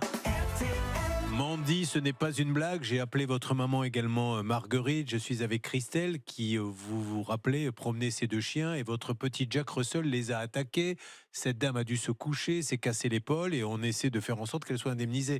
Pour cela, vous avez apparemment une assurance, mais personne ne donne les coordonnées de l'assurance puisque il faut que vous le sachiez, je ne sais pas si c'est arrivé jusqu'à vous, Mandy, il y a eu une condamnation à 20 000 €. Donc il vaudrait mieux que l'assurance rentre en piste dans ces cas-là. Merci de nous rappeler au numéro que je vous laisse maintenant. Merci beaucoup. Bon, Stan, on rappelle, problème avec des animaux domestiques, ça peut vous Bien arriver sûr. @rtl.fr. Sur quoi voulez-vous que l'on aille, Stan? Je vous propose de prendre des nouvelles de Joël qui est en ligne. Ça tombe bien. Joël est avec nous. Joël, bonjour. Bonjour, messieurs, dames. Comme vous pouvez le constater, Joël vient d'une région bien particulière. Il va nous dire laquelle, Joël? Le sud-ouest Bordeaux. Ouais, sud-ouest Bordeaux. Et en ce moment, je ne sais pas si vous supportez les Girondins, mais on n'arrête pas d'enchaîner les victoires. Ah si, c'est bien. C'est bien, hein? Et on remonte, là. C'est la remontada. On est tous contents. Alors, on va parler maintenant de cette voiture qui avait posé des problèmes. Qu'est-ce que c'était comme voiture, déjà? C'est une Mini Cooper. Une Mini Cooper. Joël a un collègue qui est intéressé par la Mini Cooper qu'il a. Et comme c'est un collègue, il lui dit évidemment, Dédé. Alors je dis Dédé parce que c'est le nom qu'on donne toujours à ses collègues. Je vais te la vendre, la voiture. Et que va faire Dédé? Mais il va pas me payer. Voilà. Et comme c'est un collègue, on réclame pas immédiatement l'argent. Donc Dédé, il va réussir à faire. Il va avoir une reconnaissance de dette, notre ami Joël. Oui, et sur les 8 000 €, pour l'instant, 3 000 € ont été versés par l'acquéreur de ce véhicule, sauf que ça a traîné depuis 2024 et Joël n'arrivait pas à récupérer les 5 000 € manquants. Il décide d'appeler son collègue bordelais, le dénommé Julien Courbet, qui lui-même délègue à son équipe en disant il faut appeler Joël. Et mi-octobre, nous n'avions pas pu joindre directement le collègue de Joël, le fameux Dédé, mais Atina, sur place, qui est avec nous une nouvelle fois. Atina, vous m'entendez? Je vous entends, Julien. Vous aviez été sur place, Atina. Et avec ce sourire et ce calme que vous avez, que nous n'avons pas, et qui, étant plus dans l'émission, vous aviez pu parler à ce monsieur. Que vous a-t-il dit? Voilà, alors moi j'étais en Gironde, effectivement, j'avais discuté longuement avec ce monsieur et sa femme. Je tiens à dire qu'ils avaient été absolument adorables avec moi. Ils m'avaient expliqué qu'en fait leur maison était vendue et qu'ils signaient chez le notaire Julien l'après-midi même. Ils m'avaient promis que dès que l'argent de cette vente de maison serait sur leur compte en banque, ils feraient à Joël le virement des 5 000 € restants. Alors attention, mesdames et messieurs, nous sommes dans la partie suspense de votre émission RTL 10h midi. Jojo, est-ce que Dédé a payé? Oui, il a payé. Bien joué. Vous avez donc récupéré 5 000 €. Oui, tout à fait. En 3 versements, virements, pardon, puis j'ai retrouvé la totalité de la somme. Eh ben, c'est super. Merci de nous avoir fait confiance. Merci à ce monsieur. On ne voulait pas l'embêter, mais c'est quand même un peu normal quand un collègue vous vend une voiture de lui payer la voiture. D'où le petit tips au passage. Vous vendez la voiture à un cousin, un collègue. Tant que la voiture n'est pas payée, vous gardez la carte grise. La voiture est toujours à vous. Et s'il vous dit, mais j'ai besoin de la carte grise, dites, j'ai besoin de mon argent. Carte grise contre argent, et je peux vous dire que ça va très vite comme ça. Eh bien, c'est super, Stan. Bravo à ce monsieur et bravo à vous, à Tina, d'avoir bien négocié pour nous. Je vous dis à bientôt, Joël. Merci, à bientôt. Merci beaucoup. On se retrouve place des Quinconces au mois de juin pour fêter la montée en nationale. Avec plaisir, il n'y a pas de problème. Avec plaisir. Allez, mesdames et messieurs, vous avez choisi RTL, c'est le 10h midi. On en est à combien de bonnes nouvelles là aujourd'hui, mon Stan ? Écoutez, pour le moment, je crois qu'on en est à 2 ou 3 bonnes nouvelles. C'est pas mal et ce n'est pas terminé. Alors, encore une fois, vous voyez, tiens, c'est pour ça que je dis ça pour rassurer Victor et Christelle. Les cas dont nous venons de parler de la voiture, ils datent de je ne sais plus quand, de mi-octobre. Donc il nous faut parfois un petit peu de temps, mais on arrive toujours à se battre. Nous revenons dans quelques instants. Toujours plus de dossiers. Vous avez choisi le 10h midi RTL et nous sommes là depuis 25 ans. Ne bougez pas, ça peut vous arriver. Il est 11h, vous avez choisi M6 et vous savez, c'est maintenant l'instant conso où nous apprenons à ne pas nous faire avoir et à décrypter les étiquettes et nous allons partir au pays des raviolis. Alors, je sais, je vous fais rêver. Regardez, on va dans un rayon raviolis frais d'une grande surface et je vais prendre le produit qui m'a le plus attiré. Celui-là, là, vous voyez, parce qu'il y avait combien de viande, Julien, dans ce ravioli-là ? Plus 30%. Voilà. Alors, ça veut dire quoi, ce plus 30% de viande ? Ça veut dire qu'il y a plus que 30% de viande dans le ravioli ? Non, ça veut dire que par rapport à d'autres raviolis de la même marque, et c'est là où il faut apprendre à décoder, c'est que rien n'est fait de manière très claire. On retourne le produit et on voit qu'en réalité, le 30% en plus ne devient plus que 16% de viande. Parce qu'effectivement, vous n'êtes pas tombé dans le panneau tout de suite. Mais quand vous regardiez sur oui, mais ils disent pas, remettez l'autre, ils ne disent pas par rapport à quoi ? Et non, parce qu'il y a une petite astérix, c'est toujours ça, regardez. Plus 30% de viande, l'astérix, elle est là. Et effectivement, sur l'astérix qui est tout en bas, qu'est-ce que vous allez lire ? Par rapport au produit classique. Alors, je suis allé voir le produit classique juste à côté. On va le voir tout de suite. C'est le produit standard, il arrive. Voilà, ça c'est le produit normal. Il ne s'appelle plus extra bœuf, mais bœuf tout court. On le retourne pour savoir combien il y a de viande dedans. Il n'y en a plus que 12,2%. Donc on fait un peu de mathématiques de base. Est-ce qu'ils ont au moins l'obligation d'avoir le produit classique à côté ? Parce que Pas nécessairement. Pas nécessairement. Donc si je fais le produit classique, il a 12% de viande. Vous mettez 30% de viande en plus, vous arrivez bien à 16. Mais ça vous permet, si on remet la photo initiale où il y a le gros 30% en plus, vous allez voir, ça vous permet d'accrocher l'œil avec une mention valorisante. Plus 30% de viande. Je suis sûr qu'une partie de ceux qui sont dans les rayons auront compris qu'il y avait plus de 30% à l'intérieur du ravioli. Non. Ouais. C'est par rapport à celui qui est peut-être à côté. Hier, vous n'étiez pas là, Blanche, mais il nous a fait une démonstration que sur quand vous achetez de la mousse de canard, qui s'appelle mousse de canard, le premier ingrédient, c'est du canard. Le porc. Non. Et voilà. C'est du porc. Non, mais vous vous rendez compte ? Et dans une proportion de dingue. Mais 80% de quand vous achetez de la mousse de canard, vous achetez du porc, en fait. Mais et tout ça est légal parce que le législateur s'arrange avec les lobbies pour qu'on ait le droit de mettre ça sur l'étiquette. C'est du grand n'importe quoi. Mais ce qui est dingue, c'est que je vais vous dire, les chaînes info, nous-mêmes, ici M6, on parle de tas de choses, mais chaque jour, on se fait avoir sur ces trucs-là, mais ça ne gêne personne. Que de la mousse de canard et plus de porc que de canard, en plus de ça, excusez-moi, mais il y a des gens qui décident de ne pas manger de porc pour des raisons religieuses, etc.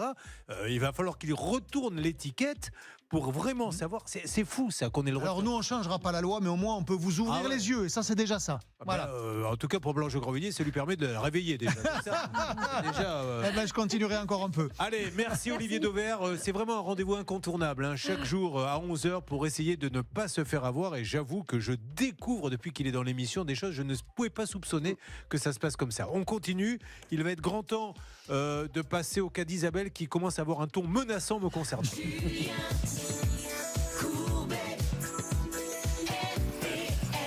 Vous avez un problème, vous ne savez plus quoi faire. Une équipe est là depuis 25 ans pour passer l'appel qui peut tout changer. Cette équipe, ça peut vous arriver sur RTL. RTL. Troisième mission qui démarre avec un n'importe quel moment, je le précise à Isabelle, peut-être une alerte, je serai obligé de couper pour revenir sur le cas de Victor et de Christelle, mais là on s'attaque à Isabelle, couturière d'ameublement. Oui. Donc vous refaites fauteuil, canapé, ou c'est pas ça une couturière d'ameublement? Si, entre autres. Et quoi d'autre? Des rideaux? Rideaux, voilà, tout ce qui est décoration d'intérieur sur mesure. Vous avez votre propre boutique? Oui, On un m'en a dit atelier. que du bien. Comment s'appelle-t-elle déjà? J'ai oublié. L'atelier au fil de soie. Voilà, on ne me parle que de ça en ce moment. L'atelier au fil de soie qui se trouve, j'en entends toujours parler, rappelez-nous la ville.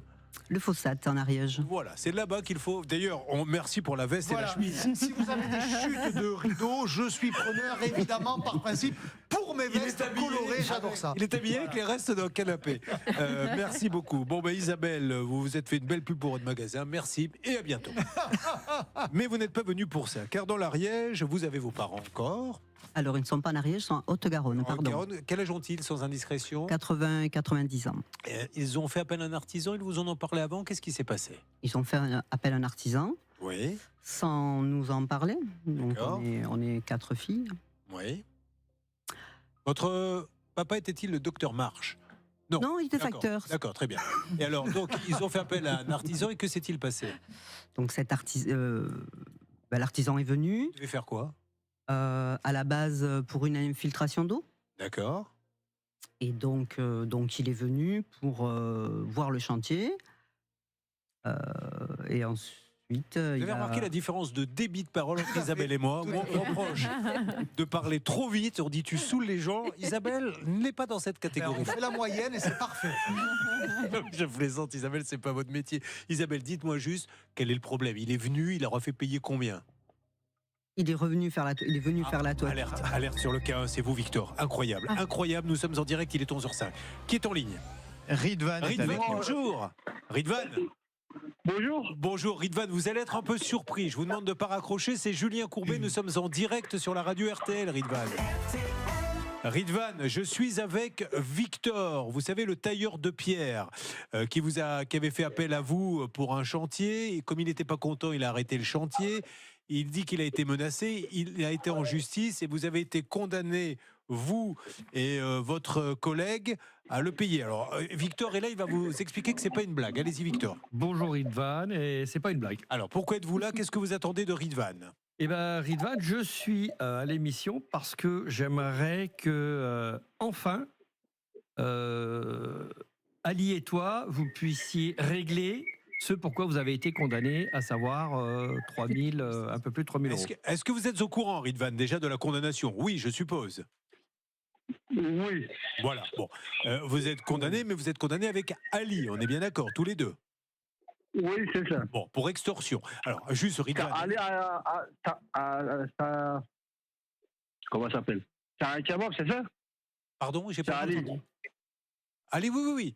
Vous connaissez pas, il n'y avait pas beaucoup de Ali qui travaillaient avec vous? Moi, j'ai connu beaucoup Ali. Voilà. Bon, ceci étant dit, c'est vous qui apparaissez sur le jugement, monsieur. Alors, simplement, peut-être via un échéancier, etc., vous ne pouvez pas ne rien faire, puisque vous avez été condamné par la justice, Ridvan. Est-ce qu'il y a un souci particulier? Ah ouais? Alors, lequel? Pouvez-vous m'expliquer, s'il vous plaît? Monsieur Secker, s'il vous plaît, soyez sympa, parlez-nous. On vous donne la possibilité justement de nous expliquer ce qui se passe, puisque ce monsieur nous dit c'est quand même grave. Il y a eu une condamnation pour extorsion de fonds, donc expliquez-lui pourquoi vous ne pouvez pas le payer, comment vous comptez faire. Je n'ai pas compris, monsieur. Vous parlez doucement, s'il vous plaît. Vous voyez, il avait raison. Je parle trop vite. Alors, monsieur Secker, je vais vous parler doucement, monsieur Secker. Je suis Julien Courbet. Nous sommes en direct sur la radio RTL. RTL Radio, oui. Voilà. Donc, Victor est à mes côtés et Victor nous dit qu'il vous a fait travailler en Suisse. Il n'était pas content, il a arrêté le travail. Et vous lui avez dit, il faut me payer l'intégralité. Il a dit non. À partir de là, vous l'auriez menacé. Il vous a donc attaqué en justice et je vais vous lire le jugement. Si vous êtes bien Ridvan Secker du Havre, voilà ce que le juge a dit. Les faits sont constitutifs d'extorsion et de chantage et de menaces. Et vous êtes condamné à quoi? Il vous a été condamné à l'indemniser de ses frais, pour l'instant 2 750 francs suisses et 500 euros supplémentaires, soit environ 3 500 euros. Alors, ça a peut-être coupé ou il a raccroché, je ne sais pas, on essaie de le rappeler. Mais c'est quand même fou ça. toujours en milieu de conversation, quand il commence à comprendre ce qui se passe. Hein, quoi ? De quoi vous parlez ?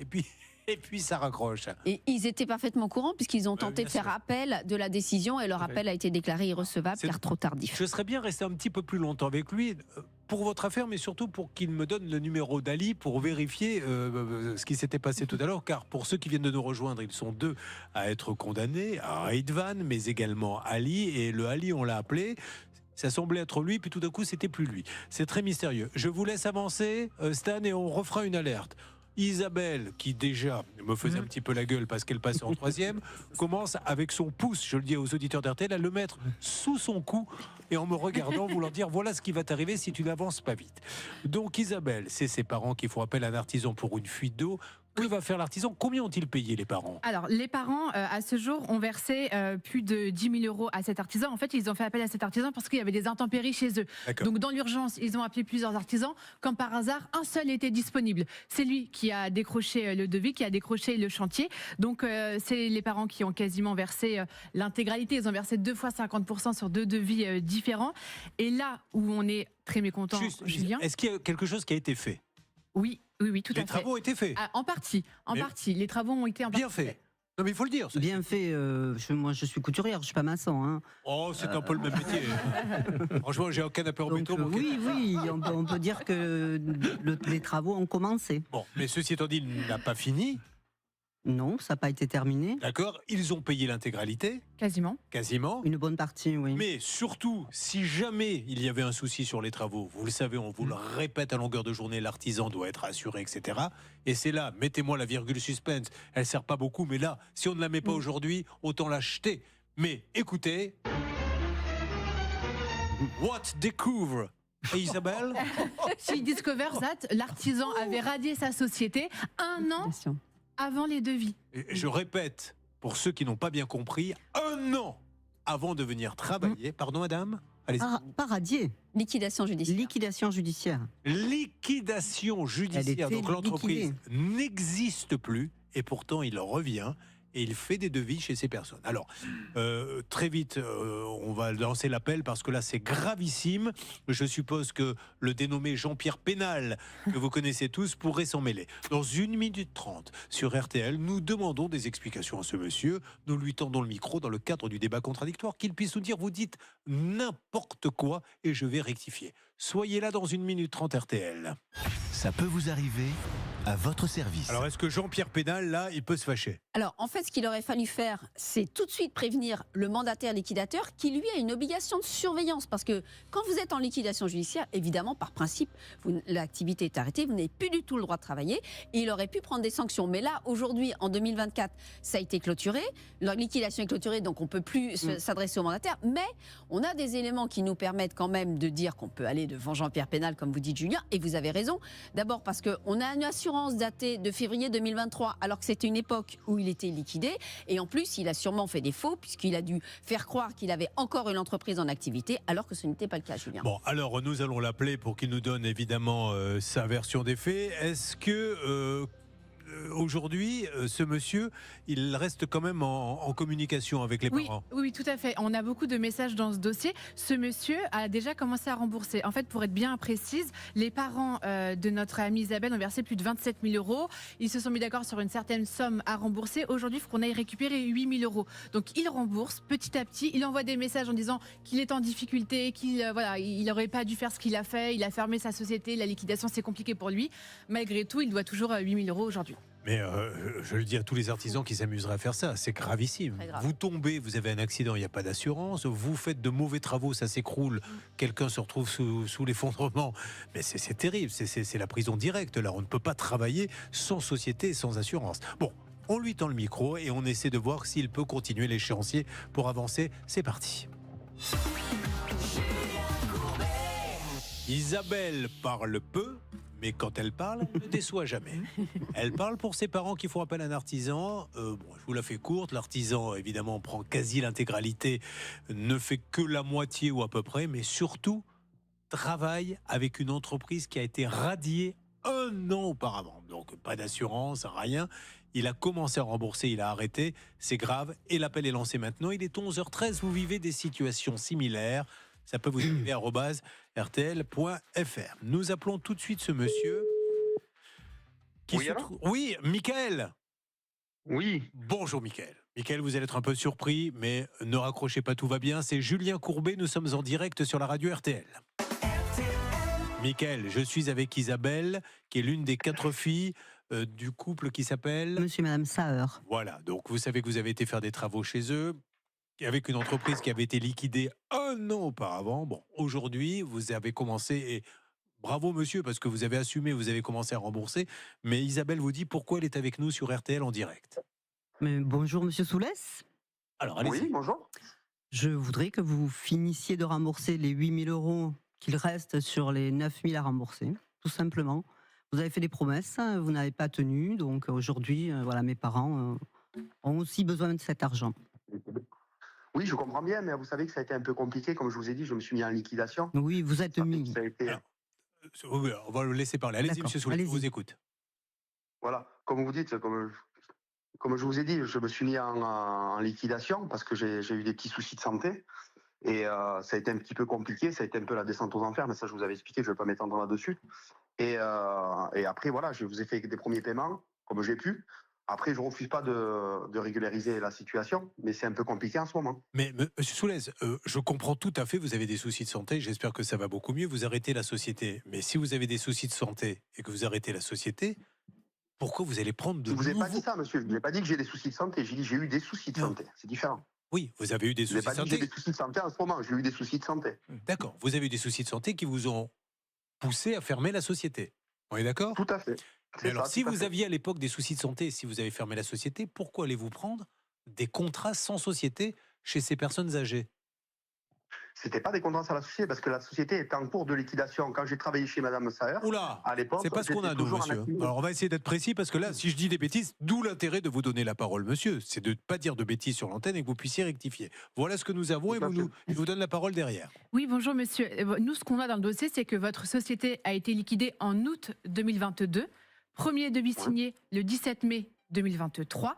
Second devis signé le 30 mai 2023 chez des personnes de 80 et 90 ans. Alors, comment expliquez-vous ça, des monsieur ? personnes qui avaient été en toute autonomie, et que même j'ai eu les enfants qui m'ont donné la validation. Non, parce que la manière que vous êtes en train de dire, on dirait que vous êtes en train de me dire comme quoi j'ai l'abus de la Michael, alors, ok, Michael, vous savez quoi ? Je retire ça. Allez, on oublie. Maintenant, parlez-nous des... Oui, parce qu'il ne faut pas confondre les choses aussi. Vous avez raison, Michael, on oublie. Michael, voilà, ils étaient en parfaite santé, ils savaient ce qu'ils faisaient. Je vous pose maintenant la question sur les dates, Michael. Réécoutez les dates. On a été embêtés par rapport aux dates. C'est vrai que peut-être la liquidation, mais c'est que vous voulez mieux le prononcement de la sentence. Moi, si vous voulez mieux, j'ai continué toujours mon activité parce que c'était pas encore prononcé. Ça marche. Donc, du coup, est-ce que vous étiez assuré, Michael ? Oui. Il y avait une décennale qui était, oui. D'accord. Est-ce que, alors, votre avis, la décennale, comme vous ne terminez pas ou pas, vous les avez contactés parce que là, vous avez un peu planté le chantier. Parce que là, au niveau de la décennale, moi, je n'ai pas abandonné le chantier. C'est eux qui m'ont dit d'arrêter le chantier. Ah, alors d'accord. Moi, le chantier, je ne l'ai jamais abandonné. Moi, le chantier, je voulais le continuer. C'est la fille qui a dit comme quoi qu'elle voulait arrêter le chantier parce qu'elle a eu l'avis d'un autre artisan et qu'elle a voulu passer avec son ami. Alors, allons-y. Elle m'a arrêté le chantier. Parce que moi, le chantier, je ne voulais jamais abandonner. Je voulais le continuer. D'accord, mais vous vouliez le continuer avec une entreprise qui était en liquidation. Liquidation judiciaire. D'accord, hein, ce qui est interdit par la loi. Vous imaginez, là, si tous les artisans travaillaient une fois que la liquidation était prononcée, Jean-Pierre Ursaf... Ma liquidation n'est pas prononcée encore, Si, elle était prononcée, monsieur. Mais si, mais c'est les dates, hein. C'était en 2022, société liquidée, et en 2023, 8 mois après, vous êtes sur les personnes âgées, c'est tout. Quand on liquide une société, on se dit pas, tiens, je liquide les personnes âgées, c'est incroyable. Non,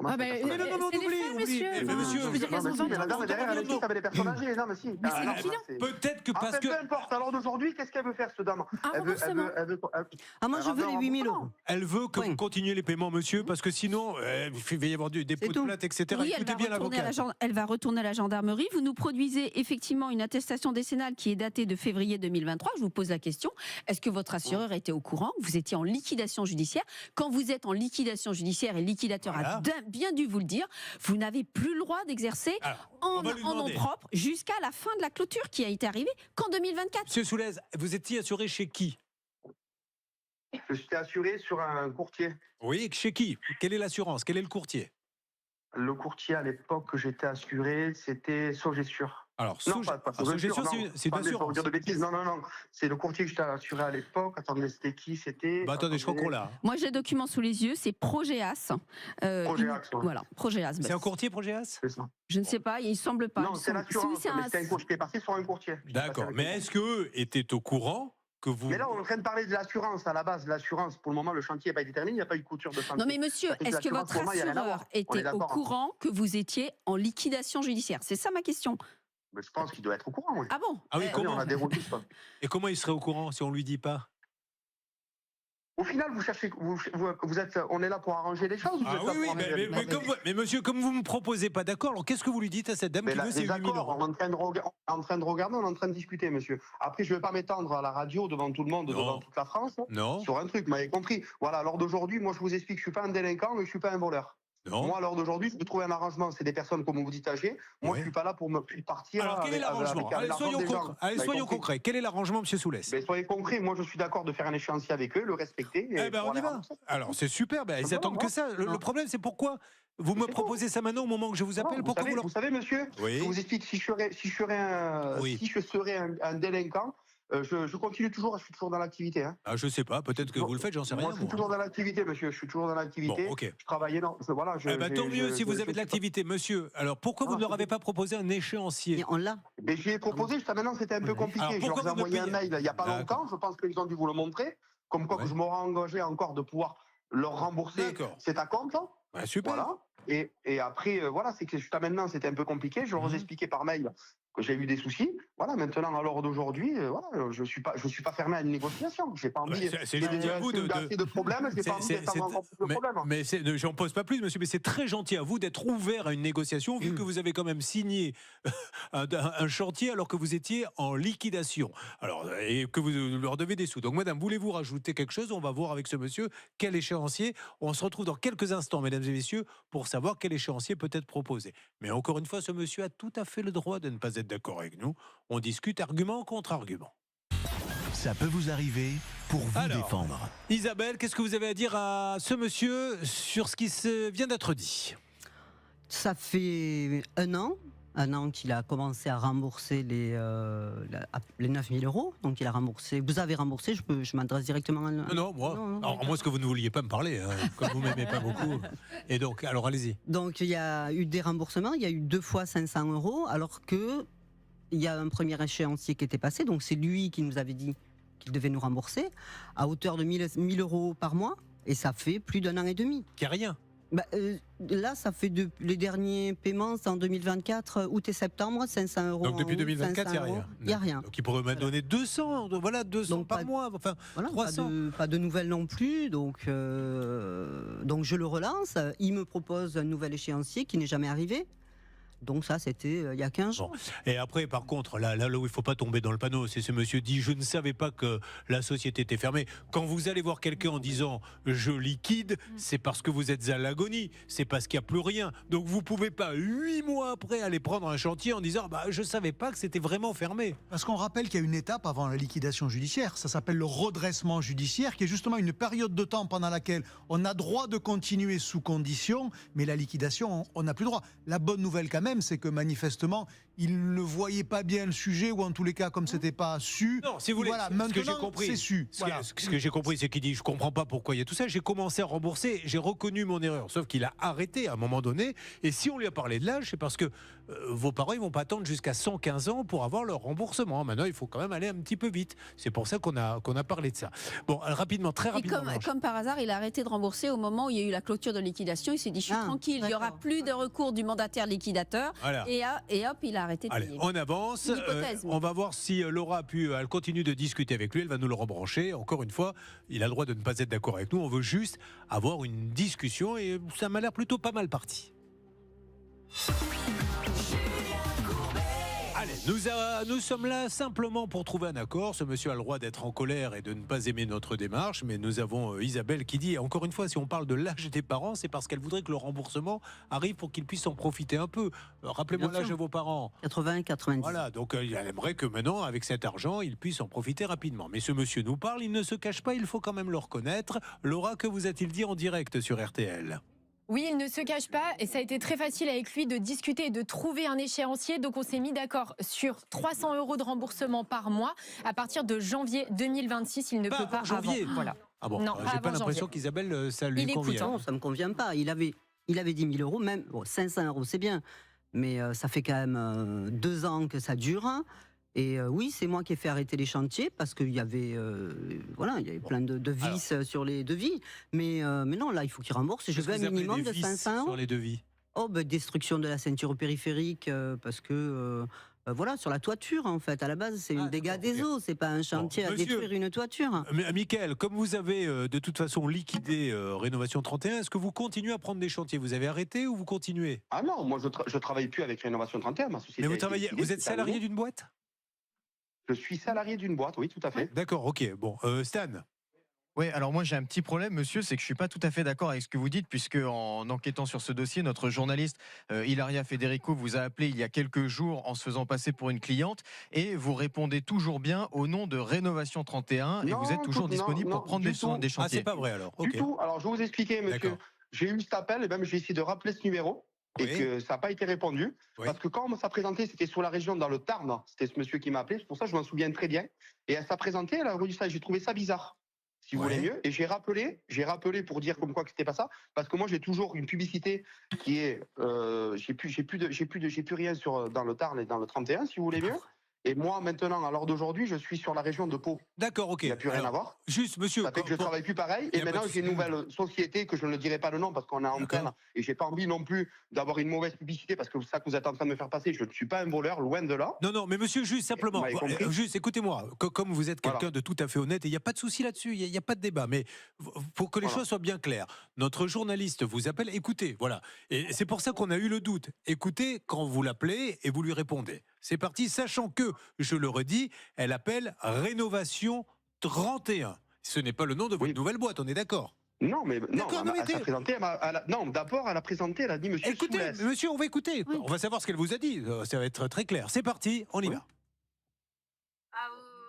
C'est l'entreprise Rénovation 31, c'est ça? C'est ça, oui. Voilà, stop. C'est bien l'entreprise Rénovation 31, vous lui dites c'est ça.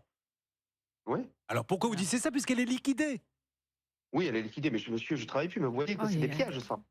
Mais c'est pas une question de piège, c'est qu'aujourd'hui, vous avez été chez des personnes, vous leur avez fait un contrat alors que la société est liquidée, et là, il y a quelques jours, vous continuez, quand on vous appelle, à dire « Allô, Rénovation 31 », vous dites « Oui », vous êtes donc prêt à intervenir. Donc monsieur, c'est là où je vous dis que c'est grave. Mais oui, monsieur, je peux intervenir, mais je n'aurais pas fait un devis sur Rénovation 31, parce qu'à l'heure d'aujourd'hui, monsieur, j'ai une société.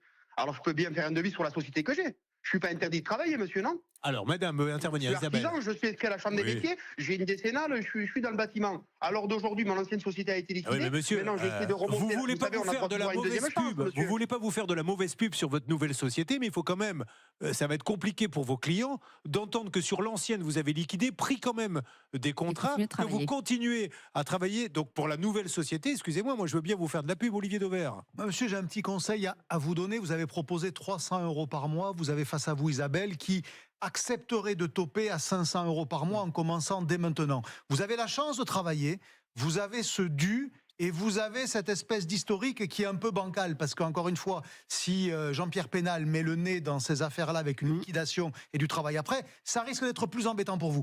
Acceptez de démarrer dès maintenant 500 €, elle est prête à toper là-dessus. Voilà, je pense que vous avez une... Réfléchissez et vous vous en sortez bien parce que je vous assure, si elle commence à remuer tout ça, ça va mal. Alors d'aujourd'hui, je vous expliquais. À l'heure d'aujourd'hui, moi, comme je vous ai dit, je vais payer, j'ai pas envie d'avoir plus de problèmes que ce que j'ai déjà. Mais ce qu'il y a, c'est qu'à l'heure d'aujourd'hui, je passe pour tout le monde pour un gros, pour un voleur. Ah si, c'est ça qui est en train de se passer. C'est vous qui utilisez le mot voleur, monsieur, c'est pas moi. Hein. Ah ben si. Mais bon, enfin, il y a ça. Alors, écoutez-moi, vous allez voir, écoutez-moi, vous allez être heureux, monsieur. Monsieur, vous allez être heureux. Écoutez-moi bien. Écoutez, ouvrez grand vos oreilles. Mickaël Soulès est un homme parfaitement honnête. Un super artisan. Il est génial, je ne permettrai jamais qu'on dise un voleur. Il va donc payer 500 € par mois à notre amie Isabelle pour prouver à ses parents qu'il est super honnête. Est-ce que ça vous va comme phrase? Monsieur Courbet, vous êtes un très bon porticheur. Et pour sur ce, je vais vous dire que j'accepte. Eh ben voilà, c'est super. Merci monsieur, merci du fond du cœur. Laura récupère l'appel. Une petite pause pipi, je reviens. Prenez soin. À tout de suite sur l'antenne d'RTL. Ça peut vous arriver.